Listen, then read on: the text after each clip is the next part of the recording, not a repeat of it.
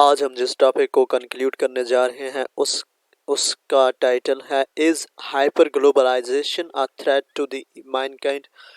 देखें, hyper globalization, पहले तो इस वर्ड को समझते हैं। जिस तरह ब्लड प्रेशर है ना, तो हम कहते हैं हाइपर ब्लड प्रेशर, तो उस वक्त ब्लड प्रेशर हमारी तेज हो जाती है। ग्लोबलाइजेशन आगे हम देखेंगे कि ग्लोबलाइजेशन क्या है। जब हाइपर ग्लोबलाइजेशन तो मतलब इस चीज़ में, इस ग्लोबलाइजेशन में तेज़ी आई है, जिस तरह हमारे ब्लड प्रेशर में तेज़ी आ जाती है तो हम कहते हैं कि ब्लड प्रेशर है। अब इंट्रोडक्शन देखते हैं, तो हम यहाँ से ग्लोबलाइजेशन को समझने की कोशिश करेंगे। Globalization is the mechanism by which knowledge, ये एक ऐसा मैकेनिज्म है जिसमें नॉलेज, आइडियाज़, इंफॉर्मेशन, गुड्स, कौन कौन सी चीज़ें, नॉलेज, हाँ जी मैं इसको ज़रा हाईलाइट करता जाऊँगा। Knowledge, ideas, information, goods and services are broadly dispersed throughout the world. Yes, मतलब ये चीज़ें अगर देखें, हम पाकिस्तान में रहते हैं या इंडिया में रहते हैं या किसी और कंट्री में रहते हैं, तो जब तक ये नॉलेज, आइडियाज़, इंफॉर्मेशन, गुड्स और सर्विसेज हमारी कंट्री में रहेंगी तो उस वक्त ग्लोबलाइजेशन नहीं होगा।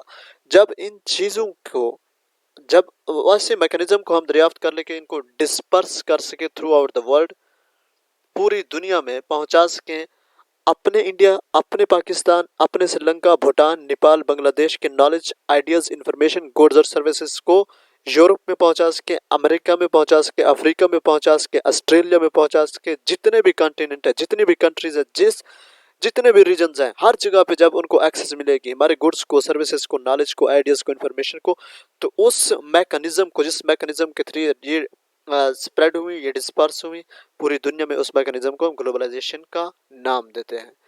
इससे क्या होता है, इससे जो कल्चर्स हैं और इकोनॉमिक सिस्टम्स हैं ये ब्लेंड हो जाती हैं, ये मिल जाती हैं आपस में। जब आप नॉलेज को शेयर कर रहे हैं तो आपके नॉलेज में आपके कल्चर की झलक होती है, आपके आइडियाज़ में आपके कल्चर की झलक होती है। आप इन्फॉर्मेशन किस चीज़ के बारे में देते हैं, आपने मज़हब के बारे में, कल्चर के बारे में, रूल एंड वैल्यूज़ के बारे में, नॉर्म्स के बारे में, इकोनॉमिक सिस्टम के बारे में देते हैं। तो गुड्स और सर्विसेज भी इसी चीज़ की दी जाती है, तो इससे कल्चर और इकोनॉमिक सिस्टम की ब्लेंडिंग होती है। और इससे फिर concurrence of aids and develops in increased alliance. Yes yes yes, alliances बनती हैं।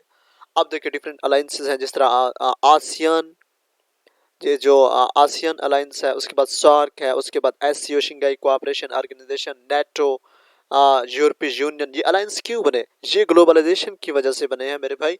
जब इन्होंने कमी महसूस की कि हमें अपने गुड्स को, सर्विसेज को जहाँ पे हम प्रोड्यूस कर रहे हैं उनको इस काबिल बनाए कि हम यूरोप के गुड्स को एशिया में, एशिया के गुड्स को यूरोप में, अमेरिका में, सारे ग्लोब को कनेक्ट कर दे, फिर उस कनेक्टिविटी, उस एक मैकेनिज्म में जिसमें के जरिए कनेक्शन हो, तो उस कनेक्शन के जरिए आइडियाज़ को, इन्फॉर्मेशन को, गुड्स को, सर्विसेज को पूरी दुनिया में डिस्पर्स करें, तो इस चीज़ को ग्लोबलाइजेशन का नाम दिया। इससे दो चीज़ें, एक कल्चर ब्लेंड हुए और इकोनॉमिक सिस्टम्स ब्लेंड हुए।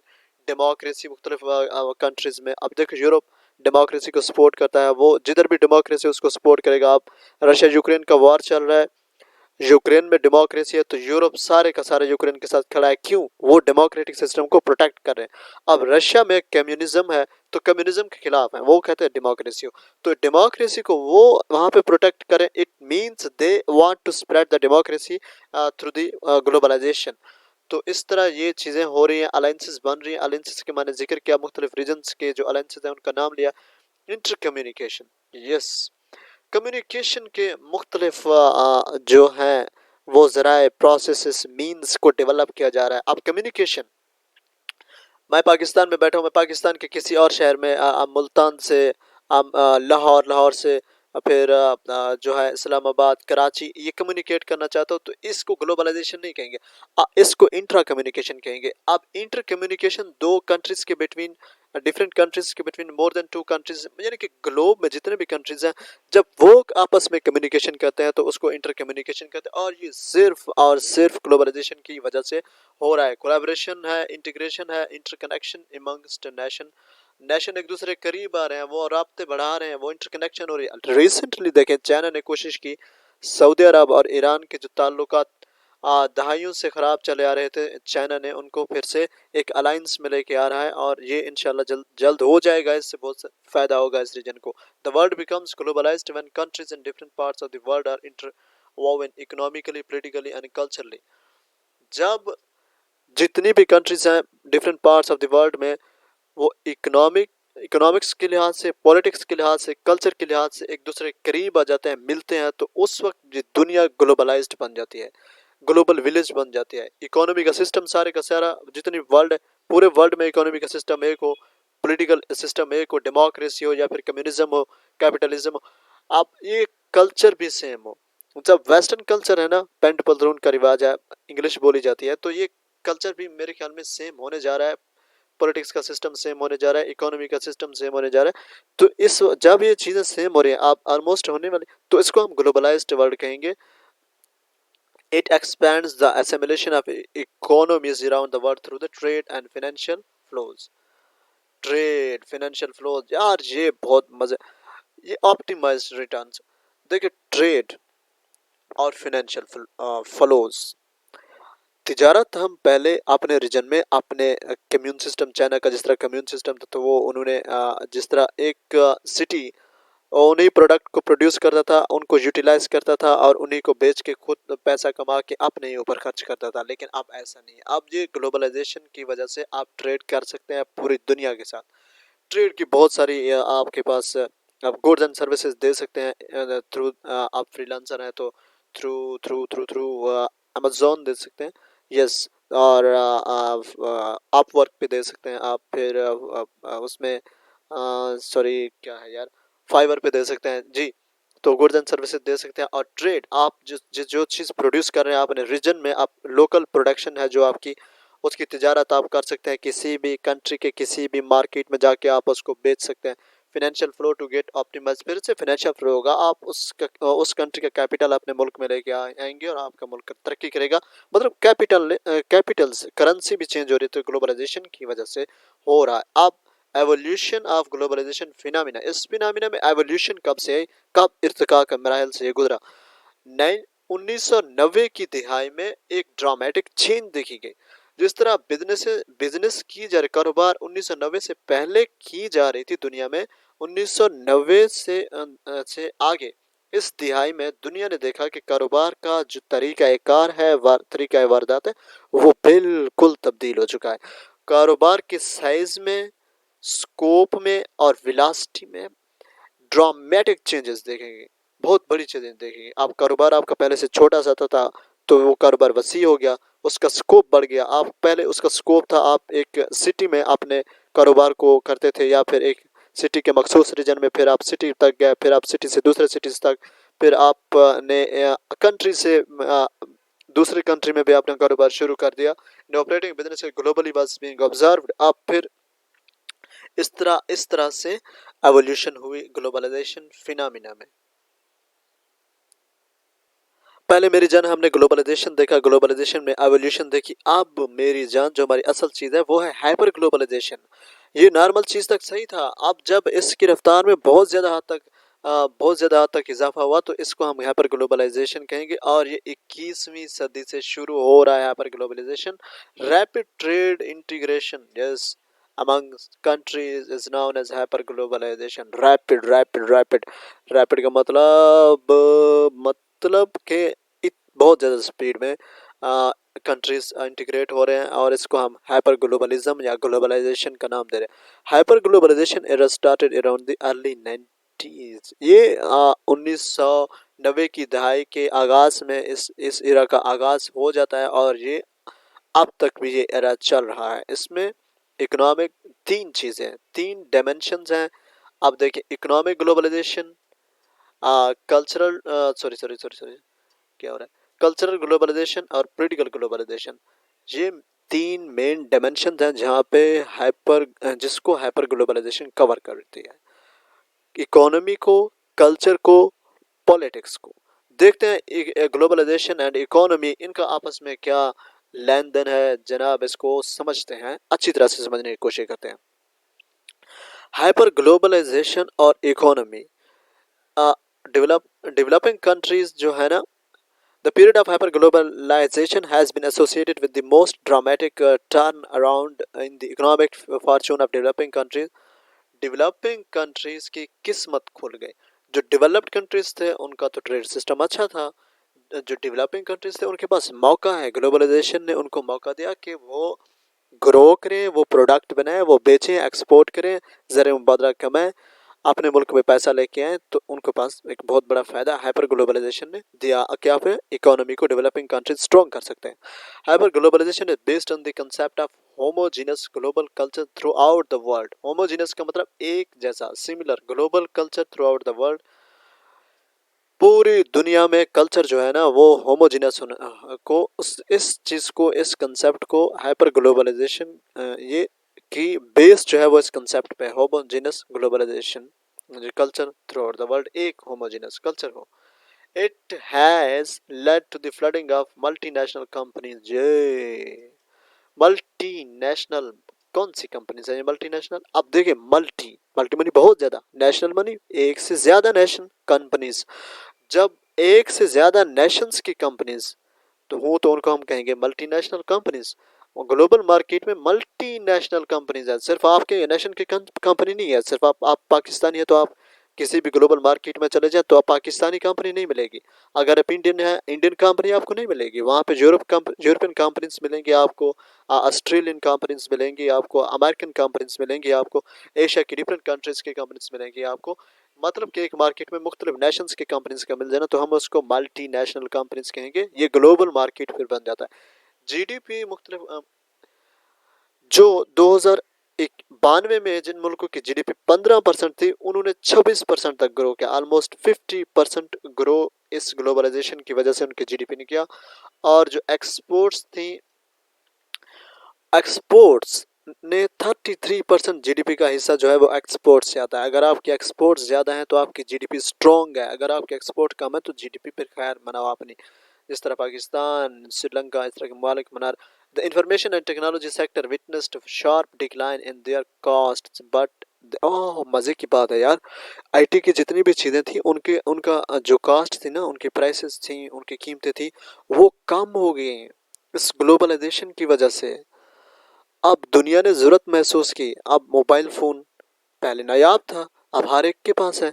पहले बटनों वाला था, पहले सिर्फ कॉल होती थी, फिर टच मोबाइल आया, फिर इंटरनेट। मतलब शार्प डिक्लाइन आया ना उनकी कॉस्ट में। लेकिन ट्रेवलिंग कॉस्ट में कोई डिक्लाइन नहीं आया। भाई ट्रेवलिंग कॉस्ट तो देने पड़ेगी, एनर्जी तो आपको पे करनी पड़ेगी। Existence of hyper globalisation clearly implied through substantial rise in foreign direct investment. बड़े मजे की बात है यार ये, फॉरेन डायरेक्ट इन्वेस्टमेंट। जब बाहर का इन्वेस्टर आपके मुल्क में इन्वेस्ट करे तो उसको कहते हैं फॉरेन डायरेक्ट इन्वेस्टमेंट। अब global foreign direct investment FDI as a percentage of world GDP has grown 7 fold. ओ हो। अगर आप आपके कंट्री में पहले आपके लोकल इन्वेस्टर थे, लेकिन ग्लोबलाइजेशन की वजह से बाहर के इन्वेस्टर ने आपके मुल्क में आके इन्वेस्ट किया तो आपकी जीडीपी 7 गुना बढ़ जाएगी। और ऐसा हुआ, ऐसे बहुत सारे मुल्कों में हुआ। जीडीपी 7% ग्रो करके इस फॉरेन डायरेक्ट इन्वेस्टमेंट की वजह से। सुधर जाओ जो भी फॉरेन डायरेक्ट इन्वेस्टमेंट पे, इसको ना अट्रैक्ट करने के लिए बहुत सारे रिफॉर्म्स की ज़रूरत है और वो डेवलपिंग वर्ल्ड को करनी पड़ेंगी। फिर एफडीआई से वो फ़ायदा उठा सकते हैं। Dematerialization of globalization important is considered more to services than material। जिस मटेरियल से ज़्यादा आज जो सबसे ज़्यादा मटेरियल से अहमियत है वो आपके सर्विसेज की है। ये hyper globalisation it has led to bilateral relationship between countries and different regions in the form of trade agreement. Shanghai cooperation organisation, इससे बढ़ के हमारे पास ये जो था economic cooperation organisation, Pakistan, Iran और टर्की ने मिलकर बनाया। तो इसका मतलब था एक रीजनल ट्रेड कर सकें, डेवलपमेंट कर सकें। ये एक एग्रीमेंट था जिसकी बेस पे ट्रेन चलेंगी तो पाइपलाइन बिछाई जाएंगी। तो ये ग्लोबलाइजेशन था, तीनों ममालिक ने मिलकर बनाया। फिर इसको मुख्तलिफ और ममालिक ने ज्वाइन भी किया ताकि वो डेवलप हो सके। अब गुजारिश है ये चीज़ सारी चीज़ें बन गई, इनको फंक्शनल करें, मेहरबानी करें। Hyper globalisation and leverage comparative advantage work well in world without geopolitical friction and natural disaster. Yes, अब हाइपर ग्लोबलाइजेशन ने एक फ़ायदा ये भी है कि जियोपॉलिटिकल फ्रिक्शन या नेचुरल डिजास्टर के बावजूद भी हाइपर ग्लोबलाइजेशन वर्क करता है। How is hyper globalisation creating a better prosper world? भाई अब तो हम इसके फायदे देखने वाले हैं। अब फायदा इसका क्या होने वाला है? Knowledge in term of culture, religion, politics, technology change the views ideas through the imagination of people. अब जब आप एक्सचेंज करेंगे नॉलेज को, कल्चर को, रिलीजन को, पॉलिटिक्स को, टेक्नोलॉजी को, जब एक दूसरा एक एक बाहर से बंदा आएगा, बाहर से वो अपना उसका कल्चर अलग होगा, उसकी नॉलेज अलग होगी, रिलीजन अलग होगी, तो इससे क्या आएगा? व्यूज, आइडियाज और थॉट्स और इमेजिनेशन में तब्दीली आएगी लोगों के। अब when people start getting a liberalised view, liberalisation ने प्रवास पकड़ी इसकी वजह से।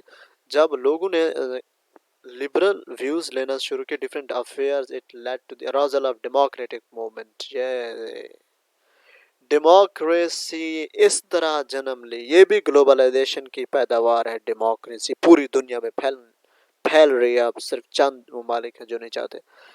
अब इससे ये किस चीज़ की वजह से हुआ? ये शेयरिंग की वजह से हुआ। Each and every one of them can express their thoughts as an individual. अब यूरोप वाले कहते हैं कि भाई आपको फ्रीडम ऑफ स्पीच है, फ्रीडम ऑफ एक्सप्रेशन है, राइट्स देती है डेमोक्रेसी आपको। तो बाहर वाला जो एक किंगशिप में रह रहा है, वो पहले से मतलब वहाँ पे बादशाहत का निज़ाम है, तो वो तो सोचेगा क्या मुझे हकूक मिलेंगे, क्या मैं बोल सकूंगा, क्या मेरी आवाज़ सुनी जाएगी, क्या मुझे राइट्स मिलेंगे? तो वो डेमोक्रेटिक मूवमेंट तो कहेगी हाँ आपको मिलेंगे।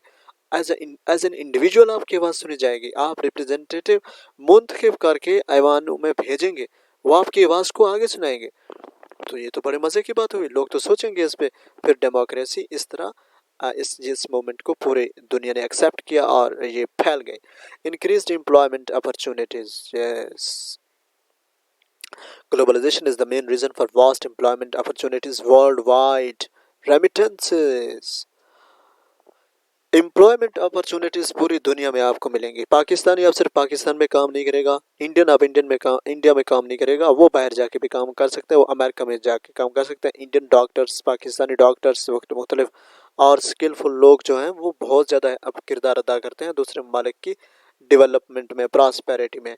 अब उससे हमारे ममालिक को क्या फ़ायदा होगा? रेमिटेंसेज आएंगी, वो वहाँ जो पैसा कमाएंगे वो मुल्क में भेजेंगे, वो एक्सचेंज होगा, रेमिटेंसेज आएंगे और फिर प्रॉस्पेरिटी में ये चीज़ हिस्सा डालती है रेमिटेंसेज से। अब हमारा डायस्पोरा यूएसए में है, सऊदी अरब में है, वेस्टर्न यूरोप में है, तो ये डायस्पोरा वहाँ पे पैसा अर्न करके रेमिटेंसेज भेजते हैं, जिससे मुल्क प्रॉस्पर होता है, in creating prosperity of a nation में हिस्सा डालता है। Integrating development, the importance of health and technology. हाँ हाँ हाँ, इस इन दोनों चीज़ों को देखें। हेल्थ, अब रिसेंटली जो वबा आई थी ना कोविड-19 की, यहाँ पे जिक्र भी है कोविड-19 की और इसकी वैक्सीन की। कोविड-19 अगर ये ग्लोबलाइजेशन ना होता तो किस तरह दुनिया को पता चलना था कि भाई चाइना से एक कोविड-19 वायरस अराइज हुआ जिसका नाम कोविड-19 है, तबाही मचा रहा है, लोग मर रहे हैं उसकी वजह से। तो जैसे ही केसेस रजिस्टर हुए, फौरन ये मैसेज पहुंचा, यूरोप को पहुंचा, मुख्तलिफ और डेवलप्ड कंट्रीज को पहुंचा। उन्होंने तगोदा बहुत सारी कोशिश लगा दी कि अपने मुल्क में उन्होंने को रूल्स एंड रेगुलेशन लगा दे, सोशल डिस्टेंसिंग की, मास्क पहनो, ये वो, और सब ने मिलकर जान की बाजी लगा के वैक्सीन को डेवलप किया। ये सिर्फ और सिर्फ ग्लोबलाइजेशन की वजह से हुआ मेरी जान। अब अर्ली में पहले पहले दुनिया में गुर्बत की वजह से और बहुत सारे फैक्टर्स की वजह से गर्ल्स को जिंदा दफना दिया जाता था इन रीजंस की बुनियाद पर। लेकिन आजकल इस ग्लोबलाइजेशन की वजह से, डेमोक्रेसी की वजह से womens are being empowered in the society. खावातीन को खवातीन को उजागर किया जा रहा है, उनको रूल्स को, कि वो भी सोसाइटी की डेवलपमेंट में अपना किरदार अदा करें, और अदा कर रही हैं खवातीन। पाकिस्तान की तारीख में 2 मरतबा एक औरत वज़ीर-ए-आज़म रह चुकी है। Hyper globalisation one of the main reason for the for such change then is can make the world a better prosper place to live. बिल्कुल ऐसे ही है मेरे भाई। How hyper globalisation is threatening human prosperity. अब यहाँ से पहले हमने प्रॉस देखे, अब कौन से देखेंगे, अब नेगेटिविटी देखेंगे हाइपर ग्लोबलाइजेशन की। भाई इसने मुल्क को नुकसान, मुल्क को नहीं ग्लोब को, क्योंकि हम ग्लोबलाइजेशन की बात कर रहे हैं, किस तरह नुकसान पहुंचा। Hyper globalisation lot of advantages, बहुत ज्यादा इसके एडवांटेजेस हैं। जब हम इसके कौन सी की बात करेंगे तो प्रोज इसके बहुत ज़्यादा हैं। Which created many benefits to the nation worldwide. बहुत सारे ममालिक को उसने फ़ायदा पहुंचाया पूरी दुनिया में। अब लेकिन जिस तरह बहुत सारे ममालिक को पॉजिटिव फ़ायदा पहुंचाया, उसला नेगेटिविटी भी इसकी वजह से फैली। अब देखिए culture, economy, ecology, politics, technology, इन चीज़ों में नेगेटिव इम्पैक्ट भी रहा है। अब कल्चर, इकोनॉमी, इकोलॉजी, पॉलिटिक्स और टेक्नोलॉजी हम देखें तो इसके एडवांटेजेस बहुत ज़्यादा हुए ग्लोबलाइजेशन की वजह से। नेगेटिविटी क्या हुई, कल्चर अमेंड हो गई। इकोनॉमी, एक इस्लामिक इकोनॉमिक इकोनॉमिक सिस्टम था, लिबरल इकोनॉमिक सिस्टम था, कैपिटलिस्ट इकोनॉमिक सिस्टम था। इतने सारे इकोनॉमिक सिस्टम्स की जब आपस में क्लैशेज हुई ना, तो इकोनॉमी को भी उस पर नेगेटिव इम्पैक्ट पड़े। कल्चर, अब हम शलवार कमीज पहनते हैं, एशियन लोग हैं, पैंट पतलून हमने अडॉप्ट कर लिया वेस्टर्न कल्चर्स को, और हमारे बहुत सारे जो है ना वो उस कल्चर से मुतासिर हैं, वो पहनते हैं। तो इससे कल्चर को भी नुकसान पहुंचा, इकोनॉमी को, इकोलॉजी को नुकसान पहुंचा, इन्वायरमेंट हमारी खराब हो रही है, पॉलिटिक्स, टेक्नोलॉजी। अब देखें इकोनॉमिक इम्बैलेंस हुआ, अमीर मुल्क अमीर बनते गए, गरीब मुल्क गरीब बनते गए। इस ग्लोबलाइजेशन की वजह से ये भी हुआ, राइट्स दिए गए कुछ expensive. It has resulted in countless crimes happening. जी, इससे countless crimes, terrorist, terrorist groups arise हुए, developing industries। अब इंडस्ट्री जैसे जैसे इंडस्ट्री डेवलप करती गई, इससे हमारे इन्वायरमेंट को बहुत खतरा हुआ। उस खतरे ने ह्यूमन सर्वाइवल को चैलेंज किया। जैसे इंडस्ट्रीज का कार्बन इमिशन हुआ, क्लाइमेट चेंज हुई, ग्लोबल वार्मिंग हुई, अर्थ ने खतरे की घंटी बजा दी इंसानों को कि इंसान के पुत्र बन जाओ, मुझे आलूदा मत करो, वरना मैं आपका जीना दुश्वार कर दूंगा, नामुमकिन बना दूंगा आपका रहना अपने ऊपर। Unemployment created due to lack of technical knowledge. देखिए बहुत सारे लोग ऐसे हैं जिनके पास कोई टेक्निकल नॉलेज नहीं है, स्किल्स नहीं है। आजकल स्किल के बगैर, टेक्निकल नॉलेज के बगैर इंसान प्रॉस्पर नहीं हो सकता। इंसान की जो प्रॉस्पेरिटी आज सबसे बड़ा बैरियर है, lack of technology, technical knowledge. तो बहुत सारे लोगों के पास नहीं, ग्लोबलाइजेशन की वजह से उन लोगों को बहुत नुकसान पहुंचा है। Creating cultural miscellany, miscellany cultural culture mix हुए यार, इसमें तनाज़ात, मुख्तलिफ तफर्रुकात पैदा हुई कल्चर्स में। Every nation has their own culture, और हर कौम की अपनी कल्चर है, और उस कल्चर पे उस कौम को फ़ख्र महसूस करना चाहिए। अब मैं यहाँ पे मिसाल दूंगा इमरान खान की, जो पाकिस्तानी प्राइम मिनिस्टर थे। पाकिस्तानी कल्चर को उस प्राइम मिनिस्टर ने उजागर किया, हर फोरम पे शलवार कमीज और अपनी जुत्ती पहन के जाते थे। हिस्ट्री, वैल्यूज, बिलीव्स, इन चीज़ों पे कल्चर बिलीफ, कल्चर बेस्ड करते हैं हमारे। बाय द नेशन टुगेदर, और कल्चर ही एक नेशन को, नेशन एक कौम के तौर पे रह सकती है। Hyper globalization diminish regional diversity extensively, people discern westernization as globalisation.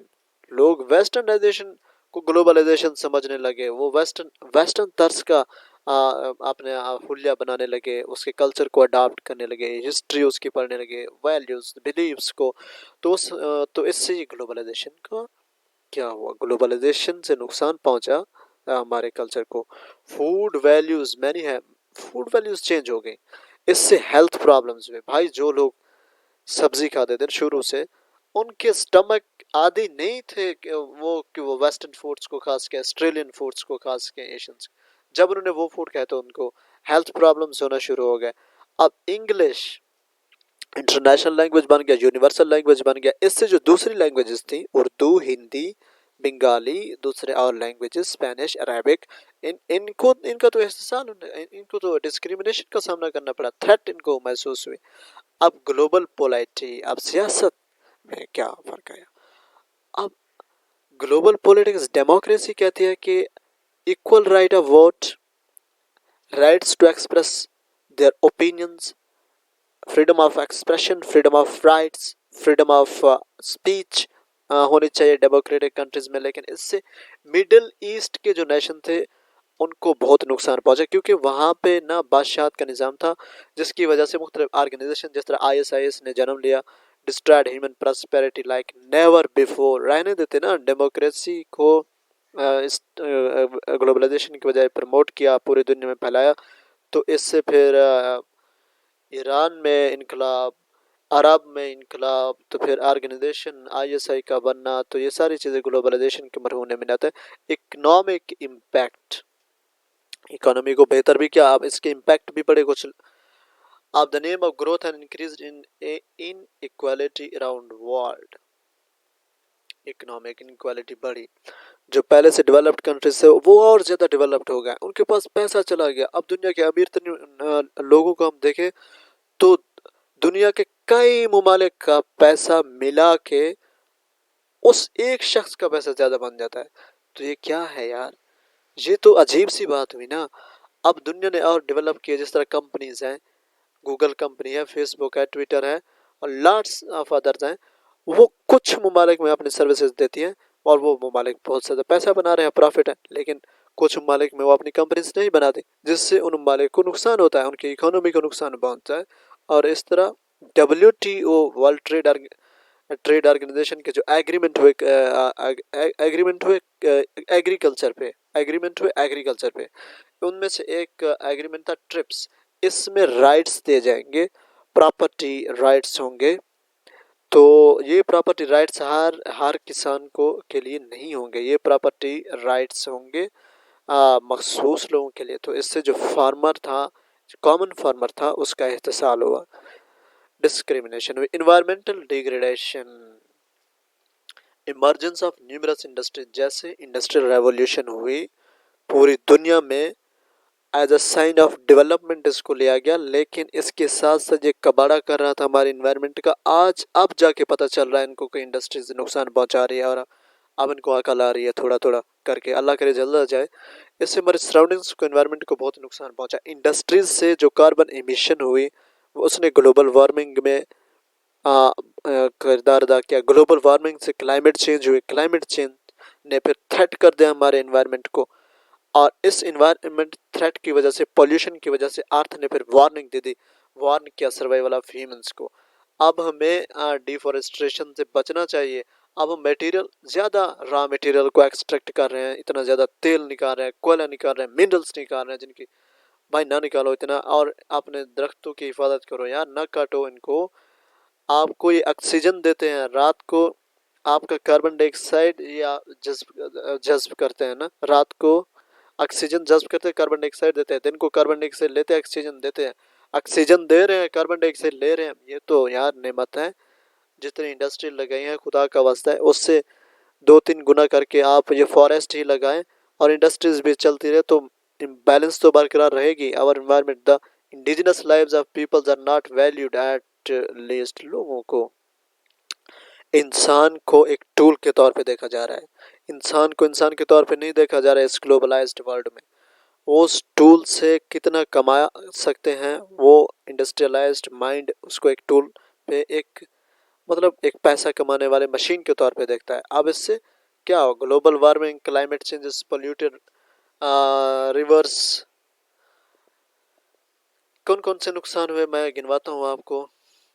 इससे जनाब,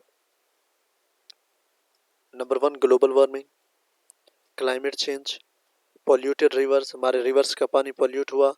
डैमेज्ड बायोडाइवर्सिटी, बायोडाइवर्सिटी कुछ इंडेंजर्ड स्पीशीज बहुत ज़्यादा हो गए, एक्सटिंक्ट हो गए। न्यू डिजीजेस आउटब्रेक, इस तरह अभी रिसेंटली कोविड-19 और थ्रेटन, अभी भी न्यू वायरसेस का थ्रेट है कि वो इमर्ज हो जाए। अब cyber warfare, all these impacts intimate the well-being and survival of human beings. Human lives can also be endangered technology की वजह से भी इंसान के जिंदगी को खतरा है। Hyper globalisation in era made it easy for the exchange of dangerous weapons. अब इस एरा ने आसान कर दिया। एक गन बन रहा है यूरोप में, एक गन बन रहा है ऑस्ट्रेलिया में, मेरा शौक है उसकी रेंज को देख के वो कितना नुकसान पहुंचा सकता है, मैं उसको लेना चाहता हूँ। इंडिया पाकिस्तान, इनका अब मुकाबला है, रेस लगी हुई है वेपन्स की। मेरे पास एडवांस वेपन्स होंगे, मेरे पास एडवांस वेपन होंगे, मेरे पास ज्यादा न्यूक्लियर वेपन्स होंगे, मेरे पास ज्यादा न्यूक्लियर वेपन्स होंगे। मुझे उससे खतरा है, मुझे उससे खतरा है। अबे उल्लू के पट्टो, आपको गुर्बत से खतरा होना चाहिए। आपके मुल्क में जो इंफ्रास्ट्रक्चर की बिगड़ी हुई हालत है उसको बेहतर करना, उसकी उससे खतरा होना चाहिए आपको। आपको अपने मुल्क में प्रॉस्पेरिटी जो नहीं है इससे खतरा होना चाहिए। वही पैसा खर्च करो इधर आवाम पे, उनकी डेवलपमेंट पे, प्रॉस्पेरिटी खुद आ जाएगी। अब साइबर अटैक होते हैं कुछ बैंक्स पे, तो इससे साइबर अटैक से कंट्रीज की इकोनॉमी को, फिनांस को, टेक्नोलॉजी को बहुत नुकसान पहुंचता है। लोगों की जिंदगी इससे मुतासर होती हैं। इंड नोट देखते हैं जी, hyper globalization can not be completely consider as threatening factor to human prosperity.